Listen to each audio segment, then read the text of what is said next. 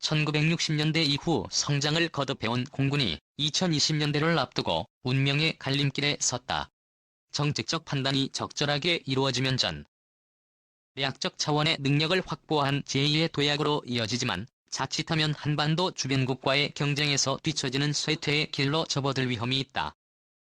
2020년까지 6개월 정도 남은 현재 시점에서의 정책적 결정은 그만큼 중요한 의미를 지닌다.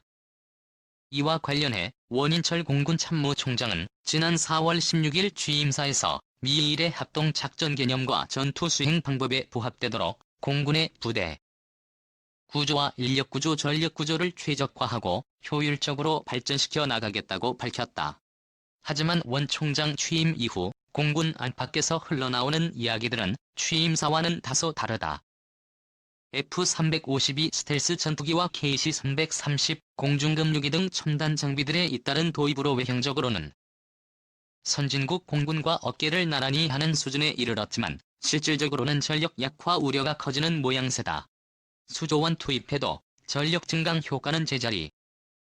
공군은 2000년대 이후 F-15K, F-35 전투기와 330 제2수송기 2737 공중조기경보통제기 도입 KF-16 전투기 성능 개량 등 전력 증강 사업을 꾸준히 추진해왔다.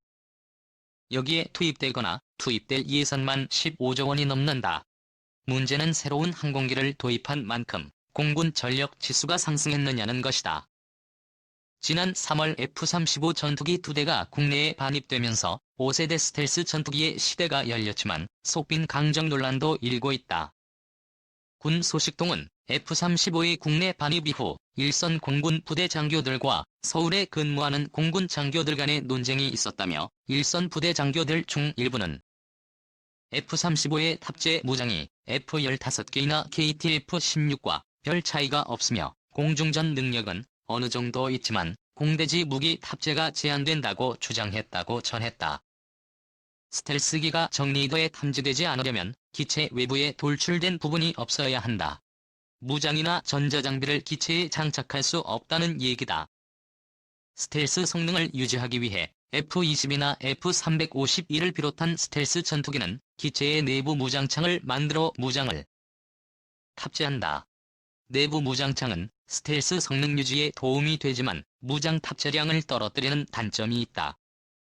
미국제 스텔스 전투기는 F-15이나 F-16에 쓰이는 무장과 큰 차이가 없는 수준이다. 미 공군은 F-35의 운용 규모가 크고 다양한 지원 수단이 있어 별다른 문제가 없지만 한국 공군은 다르다.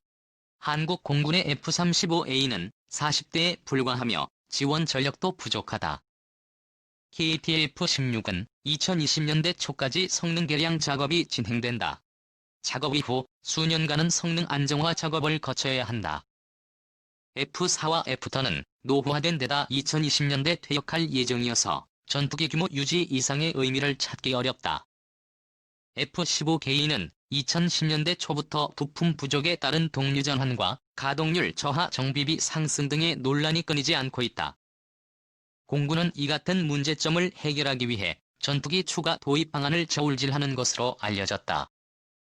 당초 군안 밖에서는 F-35의 20대 추가 도입 가능성이 거론됐으나 원 총장 취임 이후 추가 도입 규모를 40대로 늘리는 방안이 고려되고 있다. 2013년 차기 전투기 사업 당시 F-3535 40대를 도입하고 2020년대 초부터 20대의 차기 전투기를 추가로 들여 오기로 한 방침과는 다른 것이다. 120대를 도입하기로 되어 있는 한국형 전투기도 200대로 늘리는 방안도 거론된다. 방산업계 관계자는 공군이 노후 전투기 퇴역에 따른 전력 공백을 메우기 위해 KTX 도입 규모 확대 등을 고민하는 것으로 안다고 말했다. 문제는 전투기를 추가 도입한다고 해서 전력 증강 효과를 거둘 수 있느냐는 것이다. 올해 초 미 국방부 운용시험평가실은 F-35 평균 가동률이 프로그램 목표치인 60% 미만이며 최초 운용시험평가에 필요한 계획치인 80%에 크게 못 미친다고 지적했다. F-35에 탑재되는 무장은 F-15이나 F-16과 별 차이가 없다. 이 같은 F-351을 40대에 추가 구매하려면 4조 원 이상의 예산이 필요하다. 차기 공중조기경보통 제기 사업과 대형 수송기 사업을 합친 규모다. 그만큼 거액의 혈세를 투입해 도입한 전투기의 가동률과 기술적 문제가 제대로 해결되지 못한다면 세금 낭비나 다름없다. 정무적 차원에서도 도입은 쉽지 않다. 북한은 F-35의 도입에 대해 판문점 선언과 9월 평양 공동선언에 역행하는 행위라고 맹비난한 바 있다. 이 같은 상황에서 F-35의 추가 도입이 제대로 이루어질지는 미지수다. KTX 추가 도입도 논란거리다. 다목적 임무를 수행할 수 있는 게이브텍스가 생산되어 일선에 배치돼 임무를 수행할 시점은 2030년대 중반부터다. 이때는 미국, 일본, 중국, 영국 등 선진국에서 개발한 6세대 전투기가 모습을 드러낼 때다. 주변국들은 6세대 전투기를 만드는 시점에서 F-35보다 성능이 뒤진 4.5세대 그 KTF-X를 200대나 배치하는 것은 전력지수의 퇴행을 불러온다. 2020년부터 10여 년 동안 발생할 전력 공백에는 무용지물이라는 지적도 나온다. 말 그대로 헛돈을 쓰는 셈이다. 전투기 규모 유지 집착 버려야. 공군은 전력 공백 문제가 제기될 때마다 신형 전투기 도입의 필요성을 제기한다. 전투기를 도입하는 것은 필요한 일이다. 하지만 전투기를 새로 들여오는 방법만이 전력 공백을 메울 대안은 아니다. 공군이 조직 규모를 유지하고자 전투기 도입만 주장한다는 비판이 나오는 대목이다. 공군이 적정 규모로 판단하는 전투기 숫자는 매번 바뀌어왔다. 2005년 한국국방연구원 연구에서는 대북 전쟁 억제를 이유로 430에서 500여 대로 판단했으나 2014년 국방대학교 연구에서는 통일 이후 주변국과의 갈등 대비를 들어 640대로 늘어났다. 지난해 공군 사관학교와 연세대의 공동연구에서는 대북 전면전 시북핵 위협 초기 제거를 위해 600여 대의 전투기가 필요하다고 진단했다. 무인기를 비롯한 4차 산업혁명 기술이 빠르게 발전하고 있는 상황에서 이 정도의 전투기 규모 필요할까? 미래에는 실시간 네트워크로 연결된 유인-무인 복합 전투체계가 등장할 것이라는 전망이 많다. 일대의 유인 전투기가 다수의 무인기를 통제하면서 다양한 임무를 수행하는 개념은 선진국에서는 일반화된 것이다. 단순 정찰에 머물던 무인기의 역할도 정레이더 기지 파괴를 포함한 전자전과 지상 공격 등으로 확대되는 추세다. 인공지능을 통한 공중전투 지휘체계 구축도 거론되고 있다. 전투기 운용 규모를 과도하게 확장할 필요가 줄어드는 셈이다. 굳이 4차 산업혁명 기술까지 거론할 것도 없다. 우리 군은 북한의 핵과 탄도미사일 위협에 대응하기 위해 육군 제2김스와 현무 탄도미사일, 해군의 지대함 순환미사일 등을 갖추었다. 전투기가 북한 내륙 깊숙한 곳까지 침투해 지상 표적을 파괴하는 전통적 방식의 공습 대신 육군의 탄도 및 순환미사일을 활용하면 북한 장사정포를 일거에 제압할 수 있다. 합동성 원칙에 의한 육해공군의 협력과 이를 뒷받침할 전투지휘 통제체계만 제대로 가동되어도 공군의 부담은 경감된다. 영공수호를 위한 공군력 증강의 필요성을 부정하는 사람은 없다.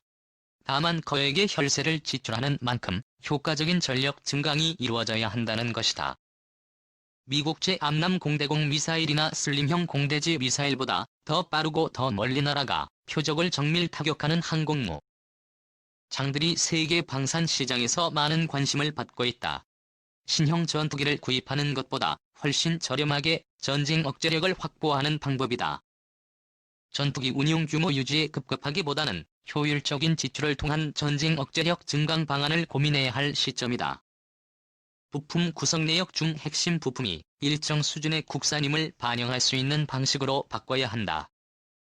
특히 현행 국산화율 산정 공식은 수입 부품을 조립만 해도 국산화 인정을 받을 수 있는 허점이 있으므로 부품 구성 내역의 핵심 부품이 일정 수준이 국산임을 반영할 수 있는 방식으로 새롭게 바꿔야 한다. 국내 연구 개발 시 핵심 부품은 대부분 국외 구매하여 조립하는 관행을 바꿔야 한다. 국방부와 방위사업청은 실질적인 국산화를 위한 국산화율 산정 공식 정책 개발이 필요하다. 민군 상생을 위한 개방형 국방 R&D 체제를 구축하여 국방기술 개발 연구 개발 사업의 산학연 참여를 확대하. 고국방과학기술 혁신 역량을 강화하여 방위산업을 신경제 성장 동력 산업으로 키워나가기 위해 함께 노력해야 할 것이다. 국방부와 방위사업청 등 국방 관련 부처뿐만 아니라 기획재정부와 산업통상자원부 등 경제산업 관련 부처와의 긴밀한 협업이 필요하다. 무늬만 국산화가 아니라 실질적인 국산화가 되려면 국산화율 산정 공식제 정립이 필요하다. 8째, 무기체계 기술 성숙도 평가 제조 성숙도 평가의 법제화가 필요하다. 국방부 방위사업청에서는 기술 성숙도 평가 책임 부서인 국방기술품질원의 기술 성숙도 평가를 의뢰하여 KT에 VX 장착하기로 한 항공무장에 대하여 탐색 개발 또는 체계 개발의 착수 여부를 결정하는 것이 타당하다. 기술 성숙도가 미흡 시기인의 VX 개발과 함께 국내 연구 개발하는 것이 정책적으로 필요하기 때문에 기술 협력 생산 또는 국제 공동 연구 개발을 통해서라도 국산화된 항공무장을 확보하는 것을 타당하므로 정책적 지원이 필요하다. 방산 분야 명품 무기 체계 개발 및 품질 관리를 위한 기술 성숙도 평가 제조 성숙도 평가는 사업 방법 결정 및 무기 체계 품질 관리의 핵심 요소이므로 이에 대한 신뢰성 있는 평가 제도 정착을 위해 법제화가 필요하다. 방위사업청은 합참 중 장기 소요 결정 시 소유권과 국가연의 의견을 수렴하여 국내 연구 개발 가능성을 고려한 선행 연구를 통해 적극적인 정책 의견 제시가 필요하다.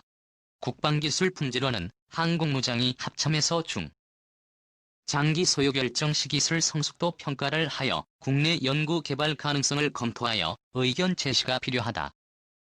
무기체계별 기술 성숙도 평가 및 제조 성숙도 평가가 포함된 국방과학기술조사서 발간이 필요하다. 무기체계 연구 개발에 활용이 가능하도록 무기체계 종류별 기술 성숙도를 평가한 결과를 3년 주기로 발간하되 3년 기간 중 개발한 신규 무기체계도 매년 기술 성숙도를 조사하여 국방과학기술조사서 부록으로 발간하여 제안서 평가 시 활용해야 한다.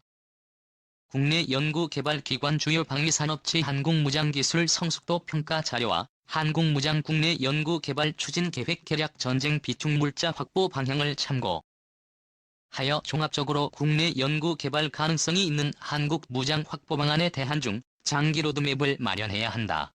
9째, 성실 실패 제도 적용 범위 확대 법제화가 필요하다.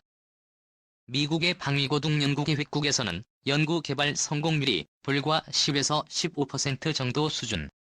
하지만 우리나라 국방 R&D 성공률 98% 미스터리의 진실 분석이 필요하다. 우리 관계자들은 100% 성공 가능한 무기체계에만 연구개발에 참여하려고 한다. 이런 현상은 연구개발 실패 시 무조건 감사 처분 및 형사 처벌하고 있다. 부풀려진 방산비리 규모 방산비리 프레임의 현재 분위기를 개선할 필요가 있다. 방산비리 수사 최근 4년 무죄율 50%, 일반 형사소송 무죄율 3%보다 약 11배가 높다. 국내 방위산업 생태계 자체가 고사 위기에 직면하고 있고 내수 수출 모두 불확실하다. 대한민국 안보와 경제를 지탱하는 상징적인 자주국방 핵심 방위산업 육성 발전을 위해 방산비리 프레임 탈피가 필요하다. 2017년 방위사업법 개정으로 핵심 기술 연구 개발에 한정하여 지체상금 면제 부정당 체제 처분 및 부과되고 있다. 성실히 수행한 무기체계 국내 연구 개발의 실패 및 지연 사안에 대하여도 관용을 베풀 수 있는 성실 실패 제도의 대상 및 범위를 국내 연구 개발 전체로 확대하는 법규 제정이 필요하다.